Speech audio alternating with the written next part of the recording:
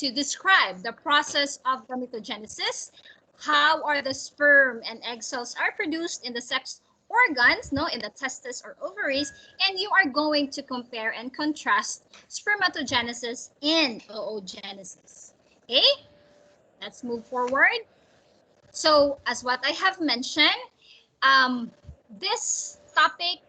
with this topic, you can get to understand what are the factors, how come old men can still procreate, how come there are younger women still in the fertile stage cannot procreate, that they need other person to carry their own baby, just like what is shown in the picture, because this is about perpetuation of life. This is about continuation of life. So to understand how this happened, we have to understand how the sex cells are being produced. So what is this lecture is all about. Okay, moving forward, slide 4.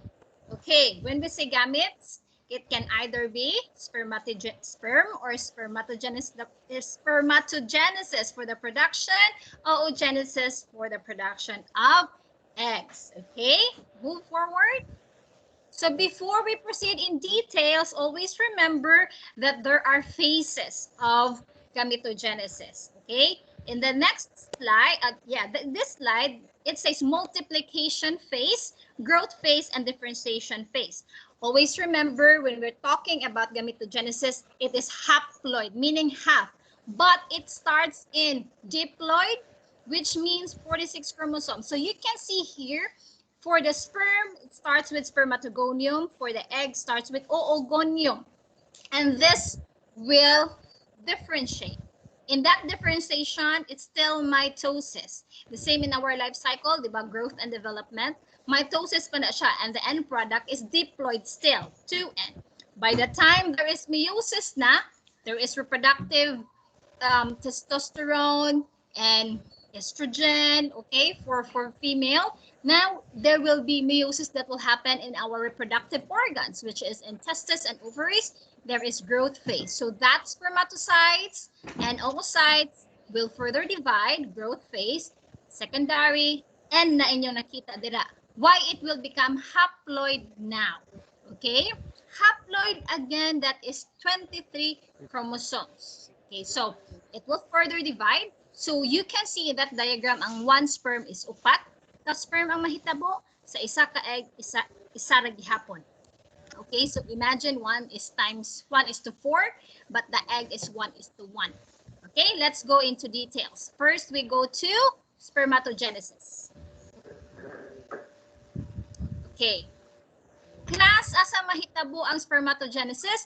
It will happen in your testicles, sa inyong itlog. Okay, so ayaw na ninyo kuha na ang itlog, ang pingi, kay naa din ha ang sikreto, ang production sa continuation of life. Dili mo makahatag og liwat kung inyuhan nang di na ninyo ang pingan ang inyong testicles. So if you're going to zoom in, no, you can see a cross section of the testes here, and then there is seminiferous tubules. In that seminiferous tubules, zooming in again, there is tiny, naa din ha ang mga spermatogonium. Okay, when we say spermatogonium, mo undergo mitotic division, and then the primary spermatocytes. Again, 2NC primary spermatocytes. Then mag-secondary, mahimong secondary spermatocytes, and then mahimong spermatids. Spermatids is not yet mature, no? They will mugawas na sila sa tubules, muadto sa epididymis, and then dito sila mag-wait para mahimo silang mature sperm. Okay? So that is where they will wait for to be released. Class, remember that your sperm production starts at puberty stage. No? Dili ingon nga inig-birth ninyo nagsugod na, because that is dependent on the testosterone hormones, because muna siya. So you can see this by knowing this cycle. One spermatogonium will become 4 mature sperm, and you are fertile. Men are fertile from puberty until old age.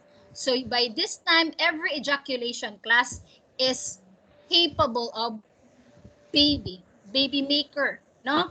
So by this time, you know and be responsible that every release of sperm, no, imagine na, the production of sperm is by volume yun.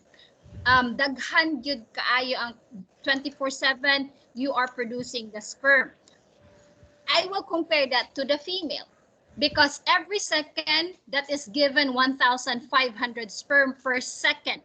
And the average span of a lifetime sa lalaki, you can produce 8 billion, no, billion of sperm sa healthy and average healthy male. So imagine nga nung ing-ana kadaghan ang volume because you can see in the seminiferous tubules daghan kinang trillions of cells there and it's constantly producing the 78 days nga cycle of the sperm production. It's actually more than 2 months. But it simultaneous man dungan niya daghan kayo niya for good for ang mahimo nga mature nga sperm.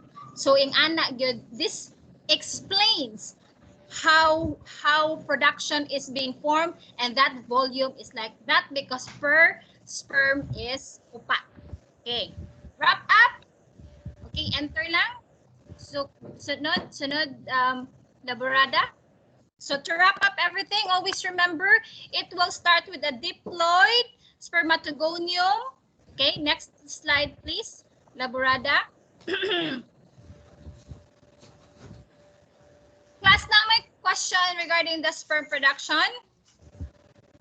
Because by this time, you know already and be responsible with your action. This explains that the sperm really needs to come out. Do not be kuan nga wet dreams will happen because that is natural. No, we have to put malice aside. That is natural because you are constantly producing sperm in volume. Okay, now spermatogenesis. Remember, sige, yes. Ayaw sa oogenesis, i-wrap up sa tanako laborada. Okay, kanisa, pause. So, class, remember that 46 na nagsugod ha diploid ang spermatocyte. When it becomes secondary spermatocytes, that is already haploid, meaning diminishing ang iyang number of chromosome, mahimong 23. From 46, mahimong 23. So, move further divide into sperm, 23 gihapon na. Why? Because in secondary spermatocytes, X man to siya, and then it will be half. So, mas kiniduhan na si kuan, si spermatocyte secondary, 23 gihapon, ni equal na gihapon kay this time sa sperm, it is the chromatids that is being separated. Okay? So, again, 46 chromosome, 23, then 23. Every mature sperm is carrying 23 chromosome, half of the genetic material sa father. And every cycle will give you 4 sperm. Question? Wala? Clarification?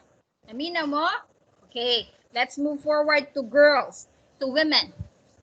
Okay, remember in women, is actually quite special because if we say the sperm has infinite number, female has definite number. Average number of follicles, determine na daan class hereditary kung pila ka itlog ang naa sa babae sa embryo pa lang. When it is being determined that you are a girl, sa left and right ovary, more or less na tag 500,000 eggs, no? Because average man ang 1 million. So left ovary, right ovary, given na nga na ay fixed number of eggs.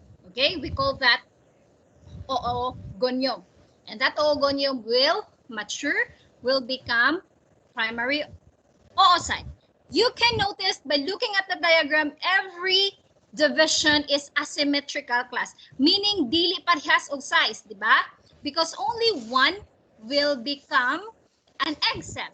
Okay, the rest are polar bodies. The rest will apoptosis, will undergo apoptosis. So, the majority of the cytoplasm and majority of the organelles usare makakuha ana. And then, because nourishment, it has to have plenty of nourishment in case it will be fertilized. So remember, every cycle of oogenesis is only one mature egg. Unlike sa sperm, upat, but us, women, only have one mature egg and it is only released per 28 days cycle. Sa inyo ha, you can release it every day, 24/7, you have million per ejaculation. But when we say women, it is only one mature egg every 28-day cycle. So, class, don't think na you are a mistake because you are meant to be here because see, the egg is only released by timingan nga nabuo nga baby. No, it's not because daghan kayong nag-ilog nga sperm nga mo fertilize ana niya. But it will choose which has genetic material that will kanang makasud yun og una dito sa egg and to fertilize. Remember, mature egg will wait in the fallopian tube and the sperm can stay in the reproductive organ of a female 2 to 3 days. So if there is sexual intercourse, makasud si sperm, mabuntis pa na siya 2 to 3 days. Ha? Kay naa pa na chance nga buhi, mag-waiting anak ka patient ang inyong mga sperm nga muadto gyud sa egg. Na? Question. So remember class ha, ang sa babayi nagsugod na ang production daan pagkabata sa embryo pa lang. Dormant na siya and waiting for estrogen level when puberty stage ana na magsugod ang meiosis. Unlike sa male, ari na sa puberty pero until the entire lifetime. Kaming mga babae, there is a definite number. We will stop. There will be no menstruation in the menopause, meaning nahurot na ang egg uga, right? So that is why reproductive years babae will decline if she will reach 40 years old. Dili na siya maglisod na siya panganak. Maglisod na siya himog baby. Okay? So kamo kung plano na mo magpamilya, nga kanang mga babae nga naa pa sa 25 to 30, mo na ideal mag-baby. Okay? Let's move forward. Remember, oogenesis is only one. Ang egg nga mature nga mahitabo. The rest are 3 polar bodies which will undergo apoptosis. Okay? And there is definite number ang sa babae, ang sa lalaki, infinite number of sperm. Okay? Because we will stop menstruation at menopausal age. Okay? Move forward. Daborada. Okay, there is a table. Always remember, inyuha na ning basahon. Okay, di na ako kailangan tagsa-tagsaon because this is already a summary of everything. So kamunay, this is sound explanatory already. Okay, so before we proceed, do you have any question regarding our topic? During face-to-face class, no, daghan kay ko mahadlok mo question bitaw, pero during sa face-to-face with my students, they really have plenty of questions here. They even ask, ma'am, tinuod na nga kanang mga seafarers ma-damage ang sperm kay naa sila sa ilang sa makina sa barko. So kanang init ang kuan. Yes, it will affect the sperm production because in a way your testis needs to have ideal temperature para normal and healthy ang sperm. Quality of sperm, when we say quality of sperm, it has to have motility, na makaswim, dayon, maka-reach dito sa egg, and the production number, the volume. It has to have the exact volume per ejaculation. Okay? Other question? Wala? Okay. So let's move to the next topic, which is our review. Okay, moving forward now, can you please? Okay, so by this time, you know these questions already and you can answer that on your own. Okay? Sige. Let's move. So, do you know already the process of gametogenesis? How are the sperm and the egg produced in the sex organ? And compare No, by this time, you can compare sa babae o sa lalaki. Katong akong gipang mention. Okay? Sige. Okay. This video class is actually a good video. This is very interesting. Some of the things I mentioned there is actually in this video also.